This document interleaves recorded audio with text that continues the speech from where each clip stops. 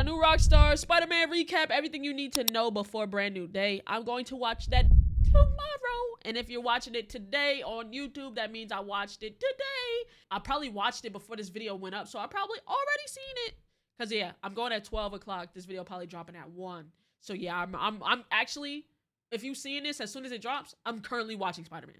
We did your homework for Spider-Man Brand New Day. It's not just 3 Tom Holland Spider-Man movies you gotta catch up on. It's 14 Marvel movies, over 60 TV episodes, and 1 Disney Plus special presentation, and we are gonna recap all of it for you in this many minutes. I'm Eric Boss of the New Rockstars channel, and here is a full recap of everything you need to know going into Spider-Man Brand New Day. The full MCU history of Peter Parker, Bruce Banner, Frank Castle, Yelena Belova, the DODC, the City of New York, and any helpful context we think you might need about Marvel Studios' broader plan for Avengers Doomsday and the Mutant Saga. Let's take this character by character, starting with Tom Holland's character and his MCU history leading up to Brand New Day. It's kind of hard to do because literally no one knows who this guy is. Like, who's this rando? He kind of looks familiar. I believe this is a guy who told MJ his name was Peter Parker while getting donuts a few Decembers ago, but now he's claiming his name is Maynard and he lives across the hall and he's always sticky? Weird dude. Since Doctor Strange's memory wipe spell erased all record of Peter Parker from existence, we must temporarily undo the runes of Call to even remember his history. There we go. Peter Parker's MCU story technically begins right here. Oh, wow. Holy, whoa, sorry to bum everyone out, but Peter Parker's birthday is technically August 10th, Peter Parker. Oh, he look crazy. This is America, date of birth, August 10th. Okay. 10th, 2001 in the MCU timeline, according to his passport close-up that we saw in a deleted scene for Spider-Man Far From Home, which is 1 month before 9/11, and many believe that Peter Parker's parents died in those tragic events. Explain. What? Wait a minute. Oh, wait. What the fuck? Hello? I didn't know that. Why he would have to grow up with Uncle Ben and Aunt May. It's very, very sad if true. Actually, they picked the date of August 10th because that day in 1962 was Spider-Man's comic publishing debut in Amazing Fantasy number 15, a cover that will be recreated in this movie. But canonically in the MCU, Peter Parker's MCU origin is right here. Nice work, kid. Iron Man 2, the year. Wait, that was him? R.I.P. Aunt Bay. You niggas are egregious. You niggas are egregious. Aunt Bay? Come on, man. Come on, man. It's 2011 in the fine shit. All right. MCU timeline, and a 10-year-old Peter Parker attends the Stark Expo during the events of Iron Man 2, when longtime enemy of the Stark family, Ivan Vanko, aka Whiplash, attacks by turning Justin Hammer's armored suits into remote-operated weapons. Iron Man saves this kid wearing an Iron Man mask, who was later retconned to be a 10-year-old Peter Parker, according to Tom Holland and Kevin Feige during the Spider-Man. I can confirm that as of today, Holland continued. I literally had a conversation with Marvel Studios Private only 20 minutes ago. Maybe I've just done a big old spoiler, but it's out here now. It's cool. It's like that idea Peter Parker has been in the universe since the beginning. And Homecoming press tour in 2017. But at the time, the kid was actually played by Max Favreau, director Jon Favreau's son. And he actually appeared earlier in this movie in a quick point of view shot as Tony Stark was pushing away through the crowd at the expo. But right here is the first time Peter Parker meets Iron Man in MCU history. And it's why Peter included a shot of the World's Fair globe in Flushing in Homecoming. This was the moment Peter wanted to become an Avenger and why he always loved Tony Stark in particular. Next, Avengers. The Battle of New York in 2012 was an eventful moment for all MCU. Fucking no notes. Amazing movie. No notes. Look at my fucking goats, man. Like, look at my goats, bro. Oh, man. Jesus. Characters, particularly in the New York area, and we will revisit it from Bruce's point of view in a bit, but for Peter Parker, it was the aftermath of this battle in the damaged Grand Central Station where Hulk and Thor downed a Chitauri Leviathan, followed by Hulk punching Thor out of frame, where in the opening scene of 2017 Spider-Man Homecoming, a crew led by Adrian Toomes salvages Chitauri tech before getting shut down by the Department of Damage Control, aka the DODC. We will come back to this, but on to 2016, Captain America Civil War. The Avengers are divided over the Sokovia Accords and over Steve Rogers' defense over his friend, the Winter Soldier Bucky Barnes, and things escalate from there. So Tony Stark recruits to his side of the conflict Peter Parker, a kid from Queens whose spider abilities and street-level heroics on YouTube have gotten Tony's attention. This is the first time we see Tom Holland as Peter Parker in the MCU, and it's the first time we meet Marissa Tomei's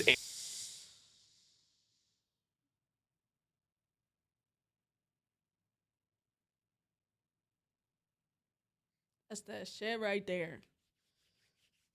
Tony knew what he was doing.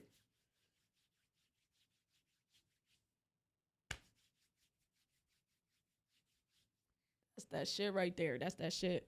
Aunt May. In this conversation in their apartment, we learn that Peter has had his powers for 6 months, meaning that he had gotten bitten by the spiders sometime in late 2015. We still don't know what that spider bite looks like or how it went down, but in this scene, Peter tells this to Tony. Look, when you can do the things that I can, but you don't, and then the bad things happen, they happen because of you. At the time, this seems like paraphrasing of the with great power comes great responsibility mindset, and potentially a reference to Peter feeling regret over not being able to save his Uncle Ben. But 10 years later in 2026, the Russo brothers who directed the scene clarified that in their view, the MCU Uncle Ben's death was not caused by Peter's inaction, but rather some kind of accident. Spider-Man was one of my favorite characters growing up. Sure. If not my favorite. And what I related to was this idea of a kid with incredible responsibility. Right. And I think you could manifest that responsibility through accidental death, right? And feeling the pressure of and the sense of loss in your life in a way that would keep the spirit that we wanted and what Tom Holland is as an actor than if he blamed himself for his Uncle Ben's death. I was just thinking about it, but I forgot that as of right now, technically he's still a teenager. Because I was like, wait, if he was born in 2001, that nigga would be damn near 26. Like, why was he worried about going to college? But I forgot the 5 years that they lost because of the snap in Infinity War. I think he's a very different character. So in our minds, no, he wasn't responsible for Uncle Ben's death. And that would have been a different interpretation, a more intense interpretation of the character. Tony and Happy Hogan fly Peter Parker to Berlin and equip him with a new Spider-Man suit armed with Stark tech. Peter snatches Captain America's shield, really pisses off Sam Wilson and Bucky Barnes, and comes up with an Empire Strikes Back inspired solution to bring down giant-sized Scott Lang by tripping him up with webbing. Captain America Steve Rogers ends up pinning Peter Parker but leaves him okay, and at the end of this airport battle, Tony Stark sidelines Peter from there forward. Which brings us on to Spider-Man Homecoming. So after the 2012 prologue scene, we jump ahead to Peter's perspective of the Civil War airport battle and Tony and Happy dropping him back off at home in Queens. Tony allows Peter to keep the Spider-Man suit on the condition that he'll be responsible and check in with them. And then we jump ahead to fall of 2017. Peter is now a sophomore at Midtown High School, building a Lego Death Star set with his buddy Ned Leeds, pining after Liz Allen, and being part of the academic decathlon team with these two and MJ Watson, Eugene Flash Thompson, and various others. Ned finds out that Peter is Spider-Man, and in their various conversations, we learn that it was indeed a spider that bit Peter. Spider's dead, Ned. It's in this movie where Ned really defines himself as the ultimate best friend, the man in the chair. And it's what inspired this new shirt that we have at our merch store, nerdrite.shop, the Guy in the Chair shirt. Honestly, I feel like the guy in the chair for all of you here on YouTube. And I'm sure you are the guy in the chair for someone in your life. And if someone is that for you, or if you're that for someone else, you gotta get this shirt. It's my favorite new design at nerdriot.shop, and it supports directly what we do here at New Rockstars. Throughout I could have been Spider-Man. Nigga, you're ginger. Yo, what are these conversations y'all having in this chat? Yo, what is... What are these conversations y'all having in this chat, bro? What are we talking about? Oh my god. Nah, that's fucking jokes. Homecoming, Peter interferes with the criminal dealings of Adrian Toomes' gang. Toomes himself uses a winged flight suit, making him the Vulture, and he's trying to sell all this scavenged super tech to buyers like Matt Gargan, aka Scorpion, for whom Toomes and his tinkerer, Phineas Mason, actually do build a suit that we will finally see in Brand New Day. Another buyer is Aaron Davis, played by Donald Glover, who alludes to having a nephew named Miles Morales. I don't want those weapons in this neighborhood. I got a nephew who live here. Yeah, sorry, Miles. I'm not gonna make it. I missed that part. I missed the fuck out of that part. Those weapons in this neighborhood. I got a nephew who live here. Yeah, sorry, Miles. I'm not gonna make it. So technically, there still is a Miles Morales somewhere in the MCU. Peter interfering with the sale on the Staten Island ferry makes too big of a mess, so Tony Stark confiscates the suit, and Peter ends up taking Liz Allen homecoming and realizes her father is Adrian Toomes. Toomes figures out who Peter is on the car ride and terrifies the kid. Also throughout this movie, Happy Hogan is being tasked with moving the last of the Avengers gear out of Avengers Tower to their new campus upstate, shown in 2015's Avengers Age of Ultron. Introducing for the first time this whole mystery of Avengers Tower's Powers sail to some unknown buyer. Toomes tried to hijack a jet carrying the last of it. Peter stops Toomes in his own homemade suit. Tony shows Peter Avengers Campus and offers him an Iron Spider armored suit, and there was going to be a press conference with Pepper Potts revealing Spider-Man as an Avenger alongside Iron Man, but Peter says no thanks. Aunt May learns that her nephew is Spider-Man, and Toomes ends up in Rikers with Matt Gargan, who promises to one day put Spider-Man's head in a dryer. Later on in the Morbius film, we'll see that Adrian Toomes gets teleported to the Morbius universe. On to Avengers Infinity War. I never watched Morbius. Dude, I thank God I don't need to know more of the Morbius shit. Thank God. Because I was not watching that.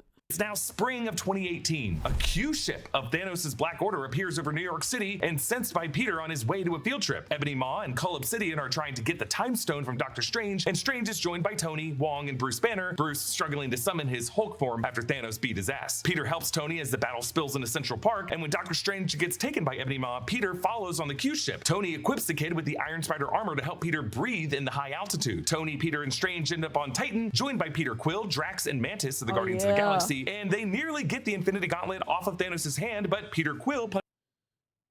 To this day, you are the problem, my nigga. To this day, you are the fucking problem, my nigga. Like, holy shit. Just a dumb nigga. Just an idiot, bro. Pissed me off so bad, bro. Punches Thanos out of Mantis' trance when he learned that the Mad Titan killed Gamora. Thanos gets the Time Stone and the final stone, the Mind Stone, back on Earth. He snaps, and Peter dusts away in the most heartbreaking moment of the film. I don't want to go. I don't want to go, sir, please. Real niggas cry during this scene, bro.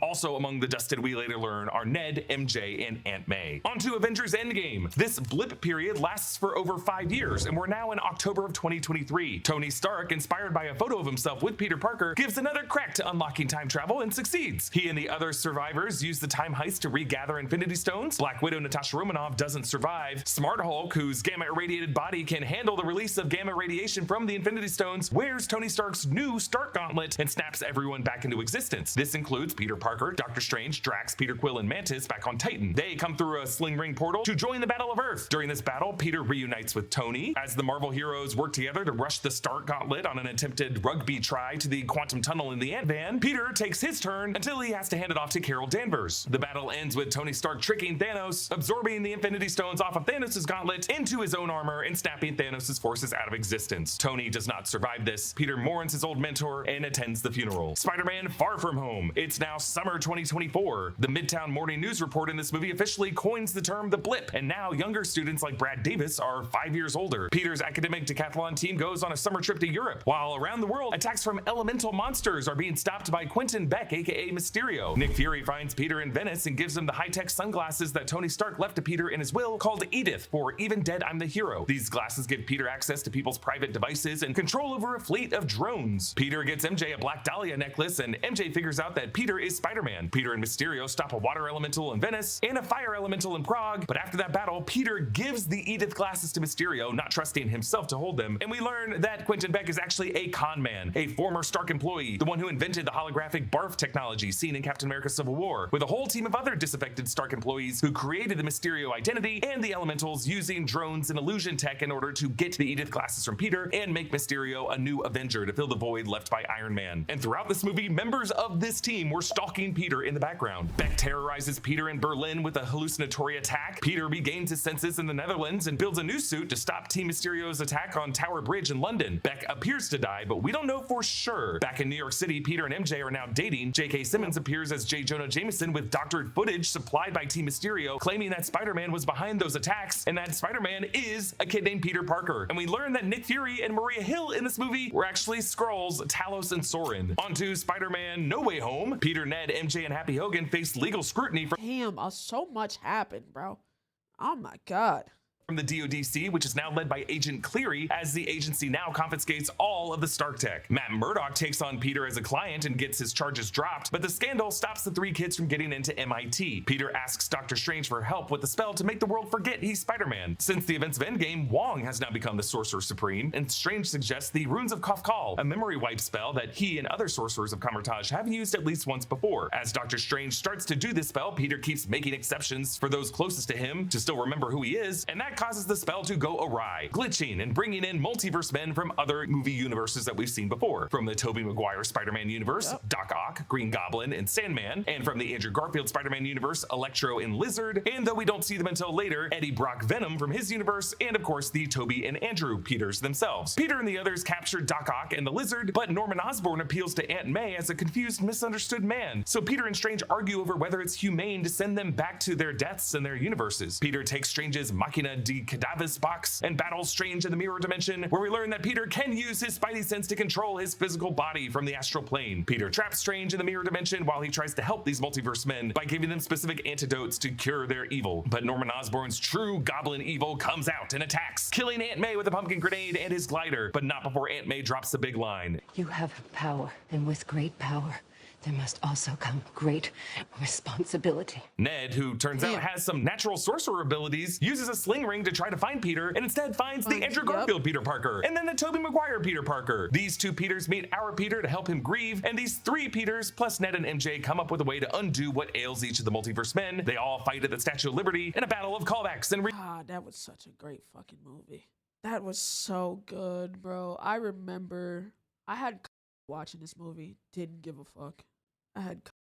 This movie was so good. Reunions. Our Peter nearly kills Norman Osborn, but Tobey Maguire Peter talks him down, and with Doctor Strange's spell, they send all of these redeemed multiverse men back to their home realities. But for the multiverse rifts to close, Peter must allow Doctor Strange to fully erase everyone's memories of him. Peter says goodbye to Ned and MJ, who promises that she will remember him someday so that he can complete his I love you back to her. Everyone forgets that Spider-Man is Peter Parker and forgets the name Peter Parker, with physical and digital reality even warping in a specific way to erase any record of Peter's existence. Actually, the movie's digital release bonus post-credit scene gave us various photo examples of Midtown High School memory photos where Peter is just conveniently obscured or facing away. MJ and Ned are now headed to MIT, and Peter nearly gives MJ a letter telling her everything, but decides not to. He lives in the city now, studying for the GED and wearing a new suit inspired by the two other Peter variants he met. So before we move on to other characters, let's recap what this memory wipe spell means for the MCU after it went through. 1. Characters still remember the history and events that Spider-Man was involved with, they just don't remember who is under the mask, and they've never heard of the name Peter Parker. 2. Any physical or digital evidence of Peter's existence has been erased or warped in creative ways to justify his memory alteration. 3. The spell only seems to apply to characters in the 616 universe of the MCU. That includes everything off-world, but not characters in other dimensions, with one exception. 4. Tom Holland has said in interviews that only one person in this universe remembers that Peter Parker is Spider-Man. You could logically deduce that the one piece of Venom goo left behind on the bar top in the post-credit scene could be that one entity, since all Venom variants share hive knowledge across universes, but it could also refer to Sadie Sink's character in this movie, who seems to have telepathic powers that would either resist this kind of magic or just be able to read Peter's thoughts. We should also fill you in on what the DODC has been up to since No Way Home. The DODC next appeared in the 2022 Ms. Marvel series, where Agent Cleary and the less likable Agent Deaver were specifically seeking enhanced individuals like the clandestines in the Jersey City area, and they even used some of those confiscated Stark drones to try to capture Kamala Khan and her cousin. In the 2022 She-Hulk series, we learn that the DODC has a supermax prison in Yucca Valley, California, where highly powered enhanced persons like Emil Blonsky, aka Abomination, are kept. In the 2026 Wonder Man series, the DODC and Agent Cleary were investigating violations to the Doorman Clause, which is a prohibition of enhanced persons working in Hollywood productions after the portal powers of DeMar Doorman Davis got Josh Gad, yes, the Josh Gad, trapped in the dark dimension. As of now, Josh Gad is still lost. And now in Spider-Man Brand New Day, the DODC is I didn't know nothing about that. Okay. Presented by William Metzger, Tremelt. I genuinely have to.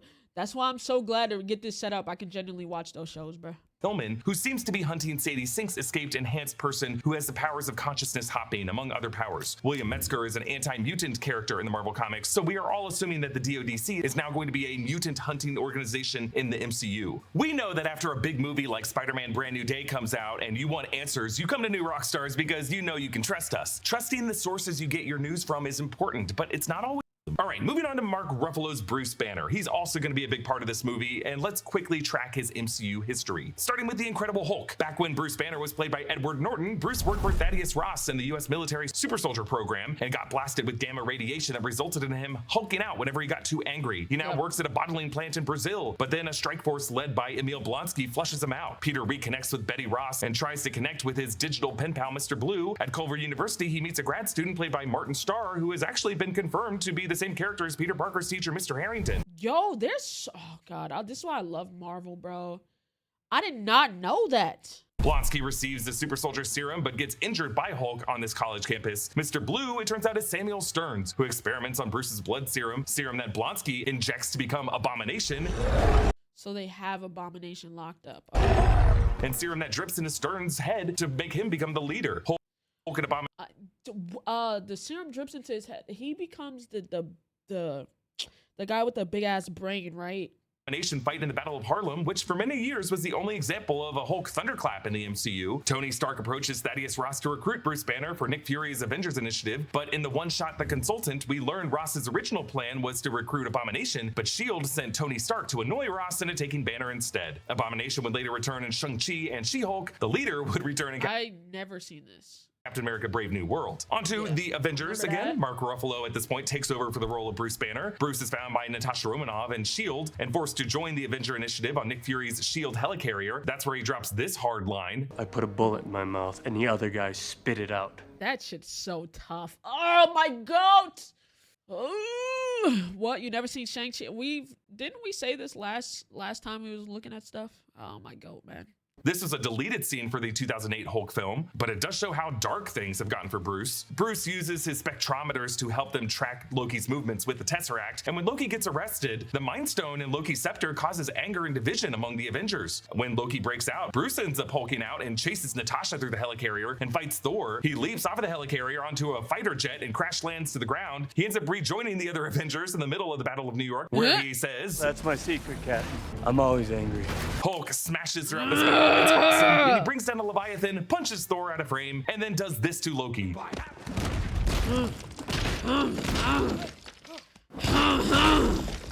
The Avengers end up defeating Loki. I fucking goat, man. No, he's just a fucking chop chud, bro. But have no fear, he's back. He'll be back. He'll be back, bro. Trust, bro. And all of his Chitauri forces. Onto Avengers Age of Ultron. At this point, Bruce has been working with Natasha on a sun's getting real low maneuver to calm himself down. He joins the other Avengers in finishing off Hydra in the forests of Sokovia. Bruce and Tony use the Mind Stone to power the Ultron AI, which goes rogue and self-aware. The Scarlet Witch, who with her brother Quicksilver are briefly aligned with Ultron, causes Hulk to rage out in Johannesburg, where Hulk gets beaten by Tony's Hulkbuster armor. Go to sleep, go to sleep, go to sleep, go to sleep. While Hulk helps them fight Ultron's army of sentries in Sokovia, he ends up leaving the planet on a Quinjet, bringing us to Thor Ragnarok. We find out Hulk took the Quinjet to planet Sakaar, where he stayed in Hulk form for 2 years as a gladiator champion. Yes! Thor finds him here and helps him revert to human Banner form. Banner has no memory of when Hulk was at the wheel. Banner joins Thor's Revengers to fight Hela on Asgard. Hulk beats Hela's Wolf Fenris and joins the other Asgardian refugees on the Statesman as they watch Asgard be destroyed. Onto Avengers Infinity War. On the Statesman, Thanos beats Hulk in a submission in a raw knuckle fight. Heimdall sends Hulk to Earth with the Bifrost, and Banner crashes into the Sanctum Sanctorum where he warns Strange and Wong that Thanos is coming. Banner throughout this movie struggles to activate his Hulk form, and he never actually crosses paths with Spider-Man in New York before Peter goes off-world, but they do catch Bruce up later. There's an Ant-Man and a Spider-Man? Bruce joins the others in Wakanda to consult on removing Vision's Mind Stone. Bruce suits up with the Hulkbuster armor and successfully defeats Cull Obsidian, but is one of the survivors left after the snap. Onto Avengers Endgame, Banner joins the other Avengers to find Thanos in the Garden Planet, where Thanos had already used the stones to destroy those stones. 5 years after this, Banner has become Smart Hulk. 18 months in the Gamma Lab. I put the brains and the brawn together, and now look at me. Best of both worlds. No. No, it's not. Don't piss me off. Don't piss me off.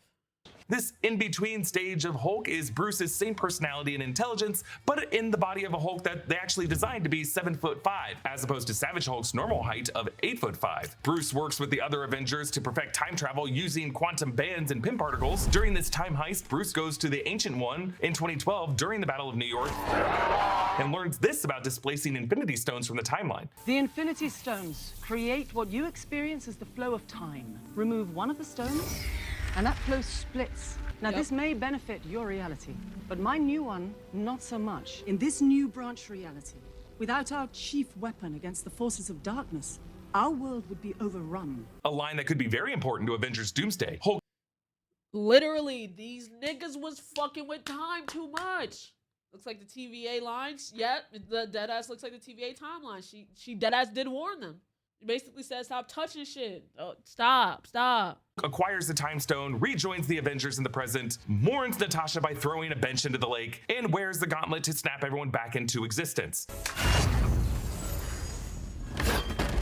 And helps defeat Thanos' forces and sends Steve Rogers back through the quantum tunnel to return the 6 stones from where and when they took them. Onto Shang-Chi. Bruce Banner next returns here in this movie's post-credit scene on a holo call with Wong, Carol Danvers, Shang-Chi, and Katie as they try to figure out what ancient technology the 10 rings are. This is the first time we see Bruce use his wrist bracelet Hulk inhibitor device, which allows him to stay in human form. We will actually see this again in She-Hulk. While riding in a car with his cousin, Jennifer Walters, a Sakaran spacecraft causes an accident that damages Bruce's wrist device and causes his gamma irradiated blood to spill into his cousin's wound. Bruce's gamma blood turns his cousin into She-Hulk. Oh, that's how it happens? I never seen this either. I'm gonna just have to watch everything. Oh, all right, chat, get ready for some Patreon stuff. The two of them spend some time in Tony Stark's Mexico beach house and lab, this being the Gamma Lab, where Bruce created the Smart Hulk form, and back in the Smart Hulk form, Bruce tests Jen's abilities and helps train her. We finally get some thunderclaps again. Bruce heads back to the planet Sakaar and then returns in the final episode of the series to reveal that during his time on Sakaar, he had a son named Scar with a very bad haircut. Now Bruce Banner is a professor at Empire State. Where the fuck is his son? I kept seeing pictures of that, but like, where is his son? Where the fuck has his son been? That shit is ugly as hell. I don't know why they did that shit.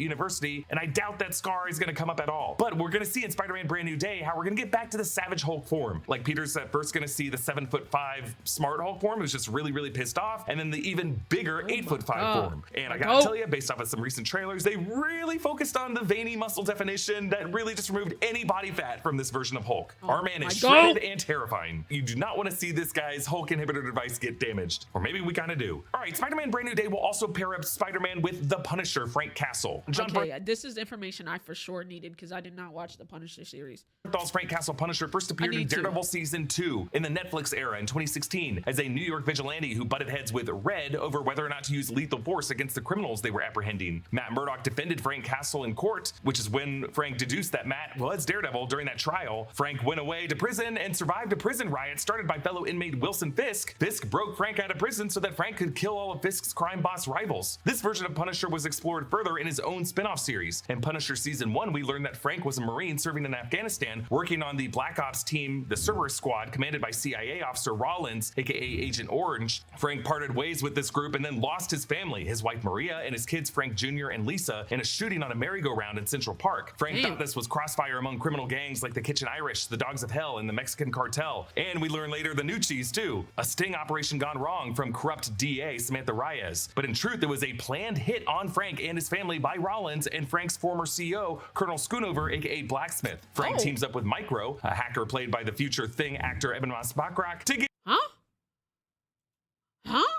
Blacksmith. Frank teams up with Micro, a hacker played by the future Thing actor Eben Moss Bachrach, to get his vengeance on just the same actor, not same character. Okay. both Rollins and Schoonover. In Punisher Season 2, Frank's fellow Marine in the Black Ops team, Billy Russo, comes into the narrative as someone who secretly worked with Rollins during the killing of Frank's family. Frank gets his vengeance on Russo too, giving him the scars that will make him Jigsaw, and eventually kills him. By the end of Season 2, Frank embraces his Skull moniker and continues unleashing violent vengeance on the deadly criminals in the New York underworld. Several years later, in Daredevil Born Again Season 1, Matt Murdock tracks down the bullet casing of the shot that killed Hector Ayala, the White Tiger, that was marked with the Punisher logo, to Frank Castle in his hideout. Frank denied involvement and blamed it on these lame fanboys of the corrupt cops who ended up becoming the AVTF. In this conversation with Matt, Frank confesses this. Every time I start moving, I still hear my little boy. I see him, and I hear his voice. He says, "Get him, Daddy."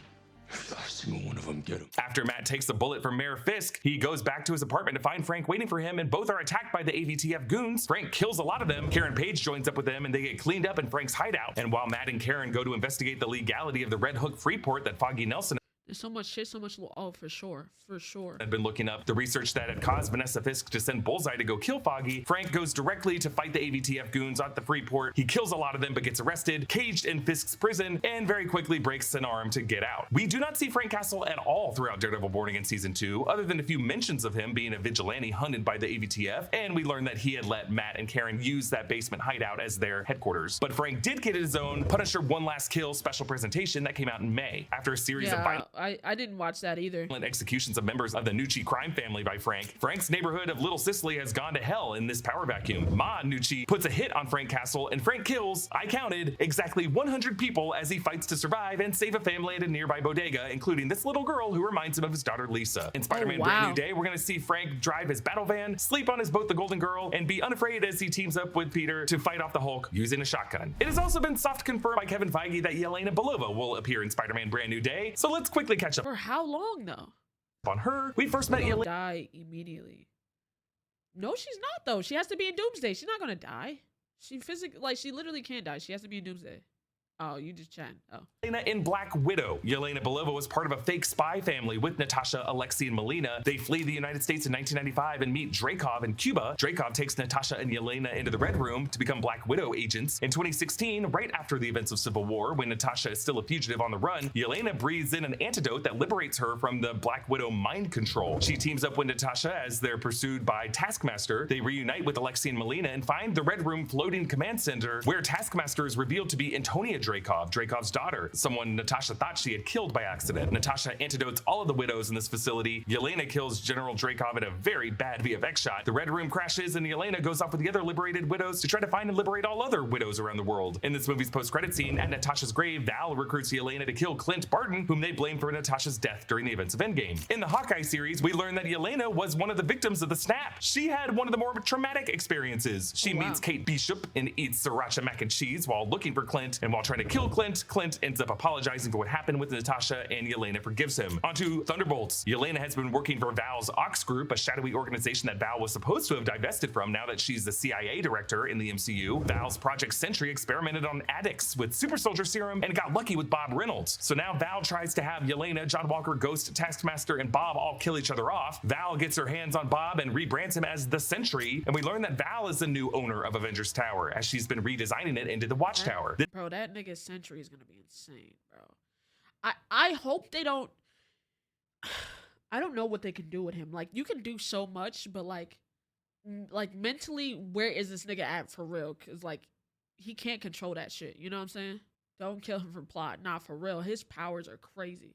If he's in Doomsday, he's gonna carry for sure. This team of Thunderbolts confronts Val and Sentry and initially lose. Sentry covers New York City in darkness as he sends people into their voids, a kind of shame memory prison that for Yelena forces her to relive her Red Room trauma. The Thunderbolts stop this and save Bob with a group hug. Val introduces the team as the New Avengers, and in this movie's post-credit scene, the New Avengers are in the New Avengers Tower that we are going to see in Doomsday, and they see the Fantastic Four ship arriving in this universe. The recent Doomsday trailer confirmed that on that ship are the Fantastic Four, plus Thor, plus also potentially Steve Rogers and an unmasked Victor played by Robert Downey Jr. So we'll end here with a cheat sheet for Brand New Day. Just kind of round up the other details you need to know going into the film without spoiling anything. This fourth Tom Holland Spider-Man movie is being directed by Destin Daniel Cretton, director of the Shang-Chi film. He's reuniting with his longtime director of photography, Brett Pollack, bringing in Jerome Chen as VFX supervisor after Chen's work on the Amazing Spider-Man movies. I go deep into why this movie looks this good in this video that you should really check out, but basically the crew are emphasizing practical swinging, great stunts, great color. Oh yeah, the